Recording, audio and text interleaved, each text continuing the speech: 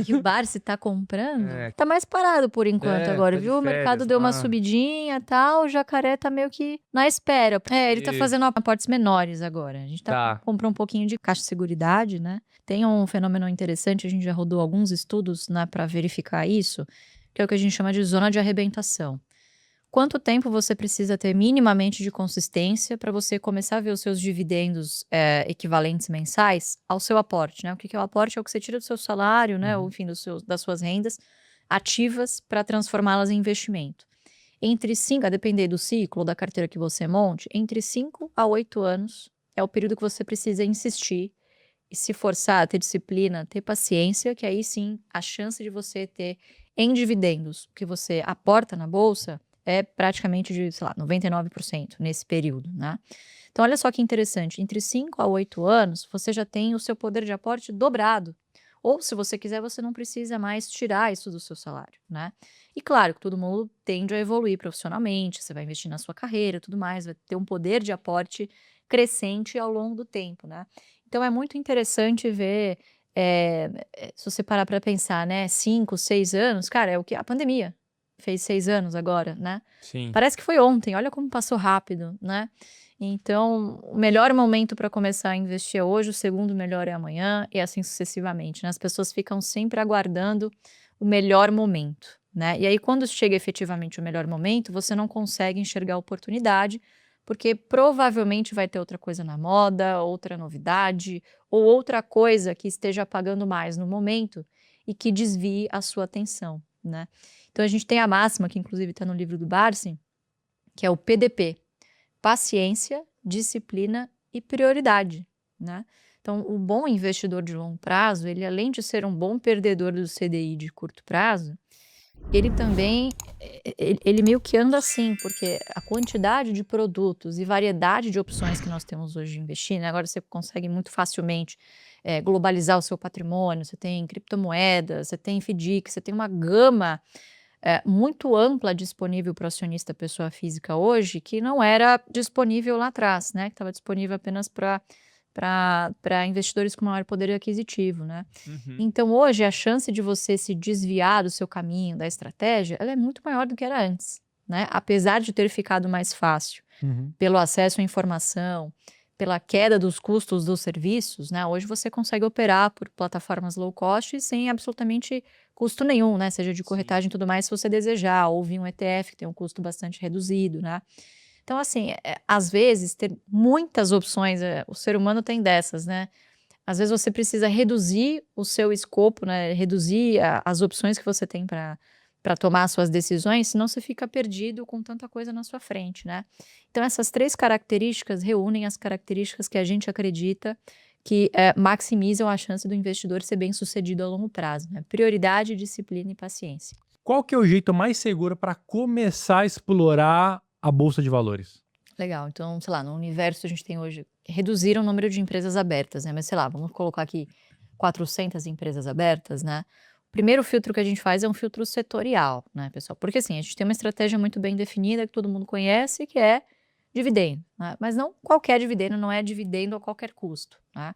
É o dividendo que venha de negócios que possam distribuir esses dividendos, que reúnam condições, de fazer isso pelo seu acionista. Então são o quê? São negócios perenes, né, geralmente são negócios altamente regulados, né, que têm recorrência, que, não lutam contra a inflação, na verdade ganham com a inflação, né, os contratos, os preços são corrigidos por inflação, as margens são mais generosas, né, e tudo mais. E o fluxo de caixa, ele é mais previsível, né.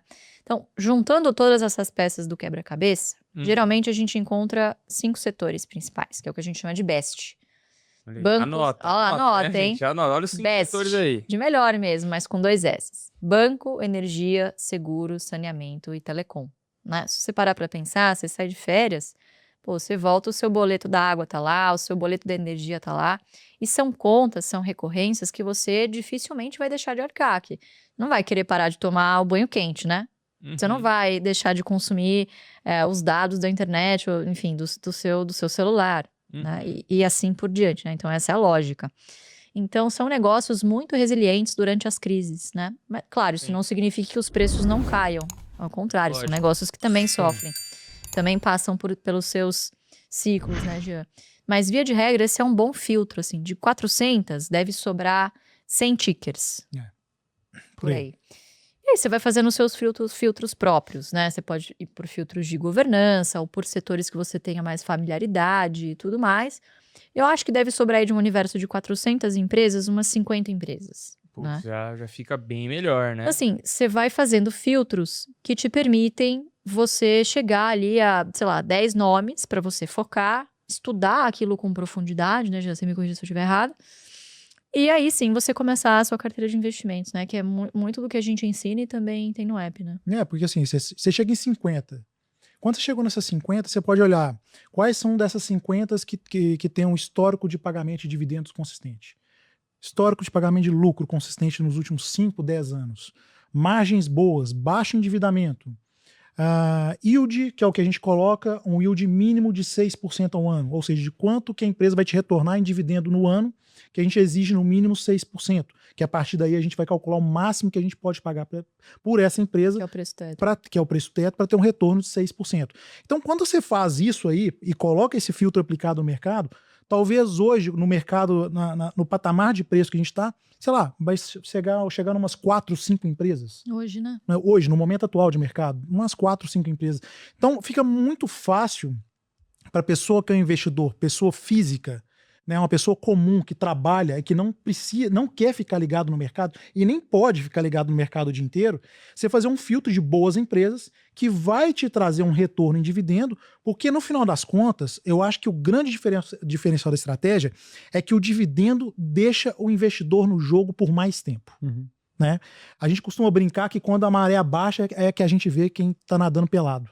Então, no momento que está tudo às mil maravilhas, todo mundo fala que a empresa está subindo, está valorizando, não sei o quê. Mas na hora que cai, todo mundo procura o dividendo, que é o farol, que é o porto seguro, para que a pessoa consiga, de alguma forma, tangibilizar o investimento. Então, por isso que é bacana, porque quando você investe em boas empresas de dividendo, que pagam de forma constante a bons preços, você vai conseguir, inicialmente, ponto 1, receber os dividendos que vai te deixar no jogo. Só que se a empresa é boa e o projeto é bom, como consequência ao longo do tempo, ela vai também valorizar, de forma natural. Não é algo que a gente busca a valorização, mas é inevitável que uma empresa boa, com um projeto bom, comprada a um bom preço, ela vai valorizar também. É isso. Então, assim, indiretamente, o que a gente está fazendo, né? Ao colocar uma margem de segurança baseado na nossa remuneração mínima exigida, você deixa uma gordura em relação ao que a empresa vale, né? Você compra nesse teto.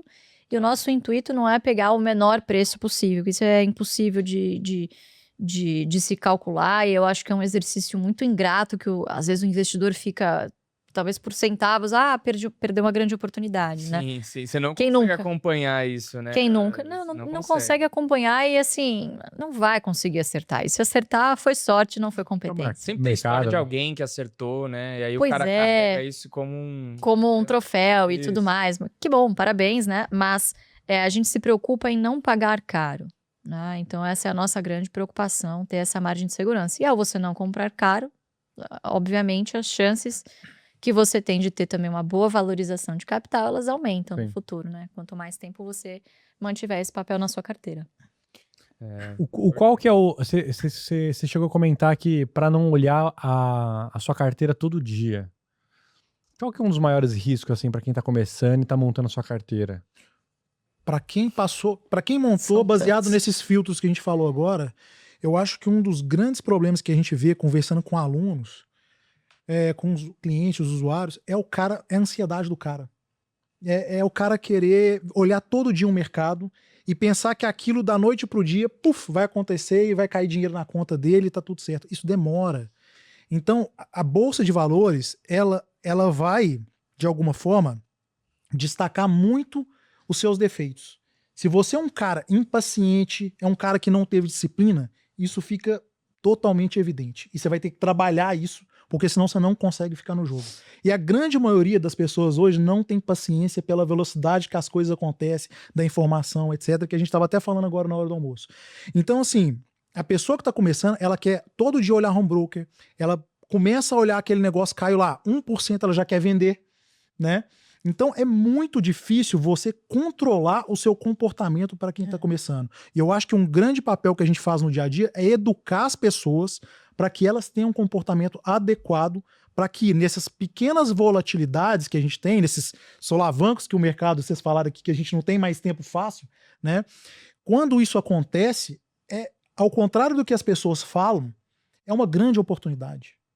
É uma oportunidade de você aumentar a sua posição. Porque se você tem uma meta numa empresa de comprar, sei lá, 100 mil ações e ela caiu pela metade do preço, você vai conseguir, com o mesmo valor financeiro, comprar muito mais. Então você vai chegar mais próximo da meta.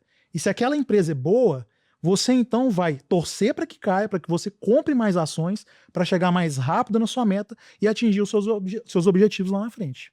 Mas aí, Jean, você tocou num ponto que às vezes pode confundir muita galera.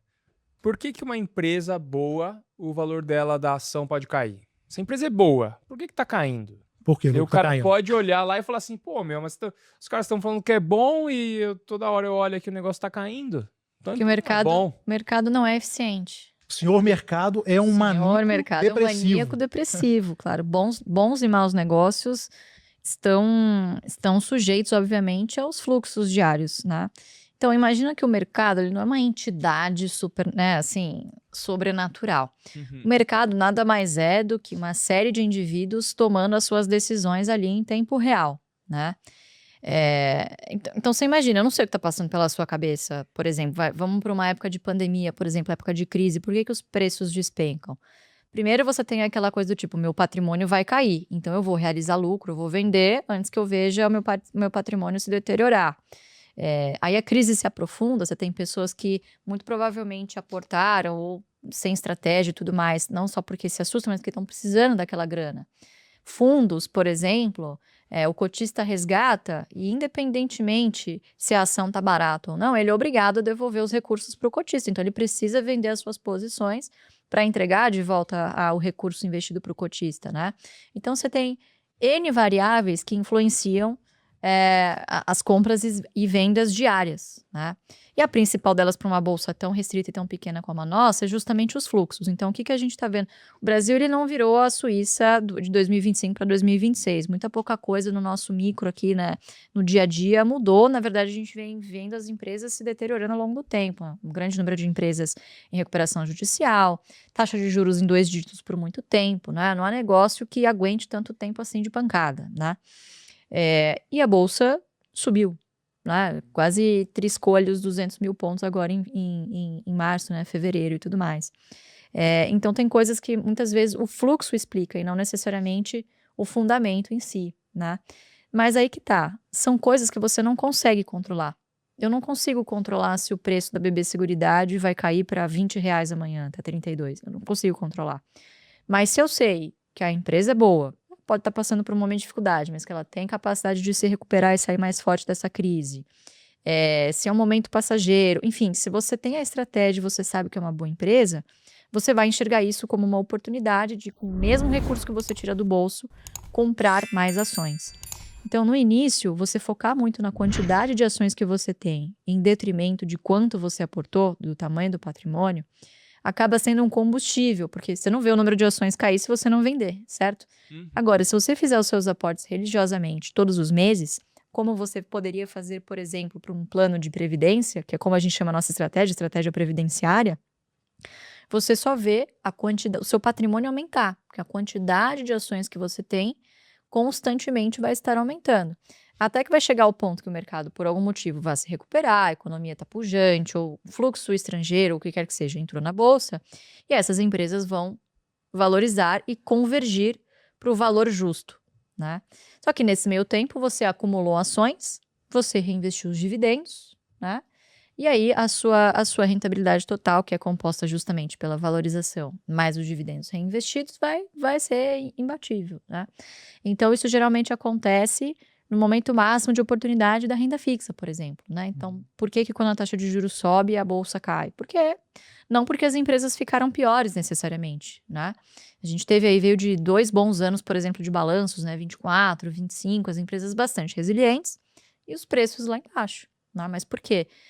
Os investidores têm um custo de oportunidade e geralmente as pessoas buscam o conforto em detrimento do sofrimento. E a gente sabe que investir na bolsa no Brasil não é fácil, não é para qualquer um, né? Foram longos anos aí de bolsa andando de lado em dólar, né?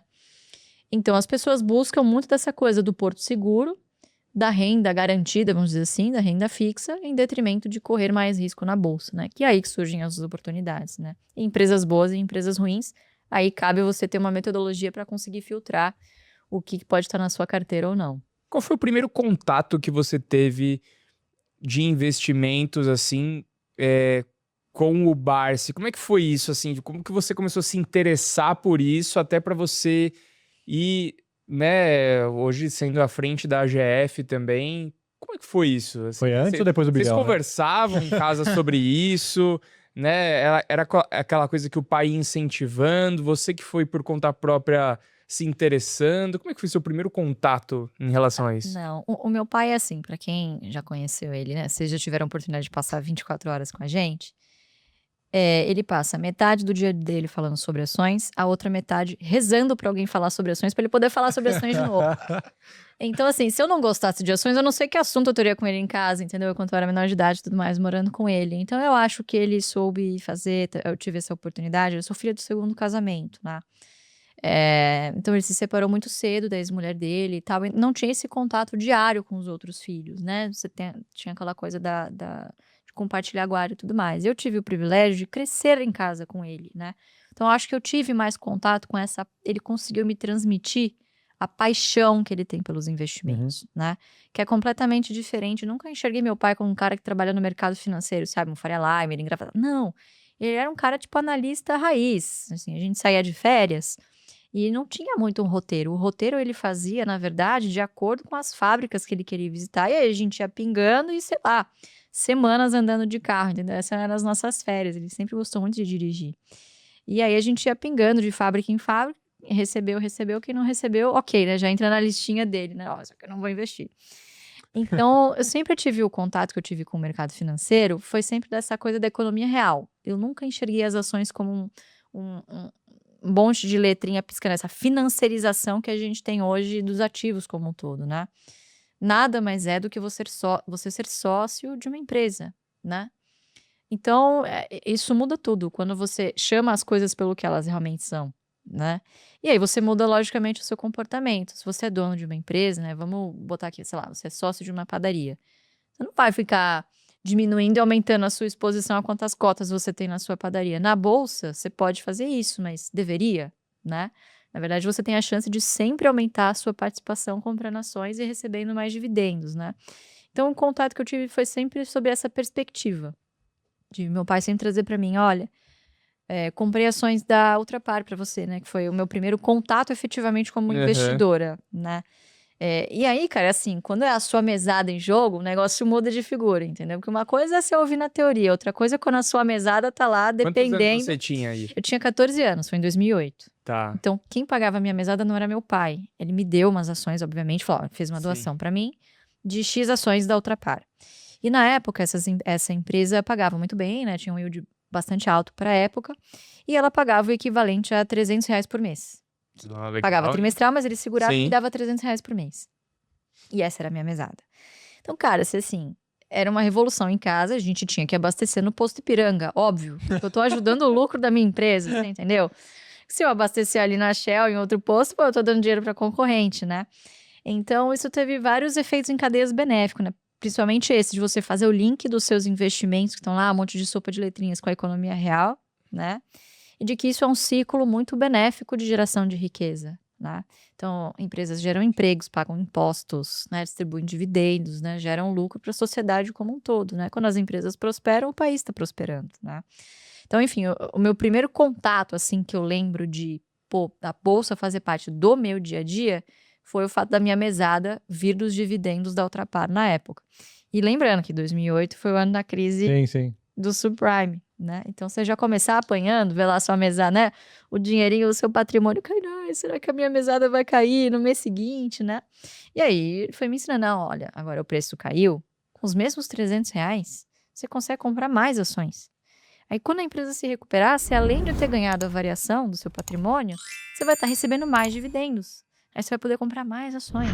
Então, assim, é um ciclo muito virtuoso, né? É um círculo muito virtuoso. Sim. Então, enfim, é claro que ter alguém em casa que, desde pequena, me incentivasse a fazer isso foi um grande privilégio. Nem todo Claro. mundo Sim. tem isso em casa hoje. Mas, poxa, hoje com acesso a tanta informação que a gente tem, você consegue fazer isso pelos seus filhos, por exemplo. Fazer uma carteira previdenciária e ir incentivando, mostrando. Você não precisa ser o Barsi para fazer isso mais, né? Sim. Essa informação tá disposta para todo mundo, né? Você começou a fazer com a Rafa, né? Sim, faço com o Rafa, meu filho. Então, Pô, investindo em jiu-jitsu tá Olha pra bem, você ver. tá no futuro próximo. Cara, uma coisa que foi muito legal que você falou, e é engraçado, toda vez que a gente vê o Barça, ele incentiva a gente a ser bilionário. Ele fala assim, não, cara, eu comecei sem nada, se vocês investirem um pouquinho assim, e ele fala de um jeito que, tipo assim, eu falo assim, cara, eu acho que eu vou fazer, porque ele acredita, ele tá tão convicto falando que dá pra fazer, cara, então eu consigo ser bilionário. Deve dar, né? Se ele tá falando. E uma coisa que você falou que é muito real, cara, o Thiago, por um tempo, ele fez um quadro chamado Empresa da Bolsa, Uhum. que foi até um incentivo quando a gente foi gravar com seu pai, acho que foi em 2018, ele falou assim, como assim você nunca visitou uma empresa? Vai lá visitar a Peman pra você ver se você vai se apaixonar. Que exemplo, E hein? aí a gente falou assim, pô, vamos lá. E a gente ligou e a gente foi Pô, até lá gravar. Curiosidade, né? Vocês tiveram que fazer a barba. A gente fez a barba. Os caras ficaram tudo esquisito, depois os caras voltaram pro escritório tudo estranho. Mas é uma coisa que, tipo assim, cara, quando você pesquisa um pouco mais sobre a ação que você tá comprando, e às vezes tem a oportunidade de ir além, até realmente conhecer a empresa, aí você muda realmente a mentalidade do que você tá comprando. A minha primeira ação que eu comprei foi Peman por causa do Barsi. Porque, cara, eu vi a planta, eu peguei no cobre, eu conheci todo mundo, eu conversei, Ficou eu encantado. entendi. Eu falei, cara, é impossível esse negócio. Tipo assim, aí é só a planta, tipo assim, aquela planta gigantesca de javali. Eu falei assim, Sim. mano, perdeu dinheiro, não perco. É daqui pra cima. Perdeu. Perdemos Perder juntos. recuperação judicial, mas isso escassez de aquário. aconteceu com você na Unipar, não foi? Que você fazia valuation na época, você era Foi, estudante. cara, imagina, eu tive a audácia de chegar com um valuation pro base do tipo, eu não tô indo. Você podia me explicar por que você tá comprando Unipar? Porque eu tô modelando aqui, assim, não vale o que você tá comprando. Mas, gente, entendeu? E ele com toda a paciência do mundo. Ele deve ter achado super legal, na verdade. Ele falou, pô, Deve ter achado incrível, assim, podia ter me escorraçado. bonitinha, né? Aqui Onde eu errei. Não, Onde mas eu acho que ele errei. falou, semana que vem eu vou ligar pra fulano, a gente vai lá na planta. E, cara, assim, realmente, é o capital intelectual, são as pessoas, por serem empresas muito específicas, né, as pessoas que trabalham lá são profissionais, né, enfim, diferenciados no mercado, né. Então, assim, é um negócio que, de fato, não estava na minha planilha, né, porque boa parte das coisas das empresas que são excelentes, você não vai conseguir capturar em Sim. planilha, né? Mas é óbvio que as coisas podem dar errado no meio do caminho, né? Existe esse risco. Com a Paranapanema especificamente, a tese mudou completamente de 2020 para cá. Você teve novos acionistas de referência que mudaram completamente a dinâmica lá das coisas que aconteceram, né? É óbvio que você tem que sempre revisitar a tese, não é comprar e esquecer. É comprar e acompanhar. E se houverem sinais de que esse fundamento se deteriorou, aí sim é um dos motivos para você vender e ir para uma próxima, né? Então o Barsi vende ações, então. Raramente, mas ele Porque vende. ele sempre fala, né, que ações não... Sempre tem que comprar, mas já Acho teve... que ele troca, né, Lu? Não, há venda. ele vende às vezes, assim, mas é muito difícil. Geralmente ele vende Quando muda tudo, né? ou alguma perda de fundamento muito relevante, mas se bem que ultimamente ele tem dificuldade de largar o osso, viu? Tô te falando, a gente tá em Paranapanema até hoje.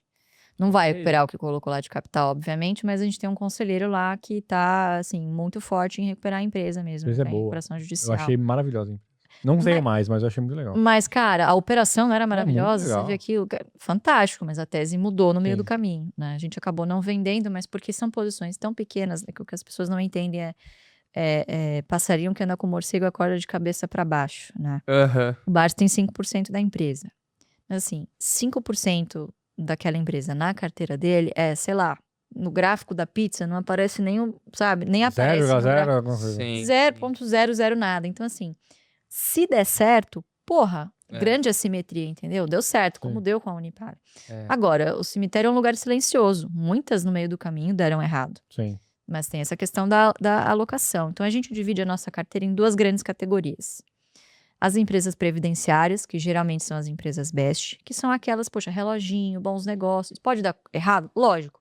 Mas é mais difícil, né, de você perder, como é que eu vou dizer assim, não enxergar uma perda de fundamento, digamos assim, né? Então você tem que elas pagam bons dividendos, que é o core da nossa carteira.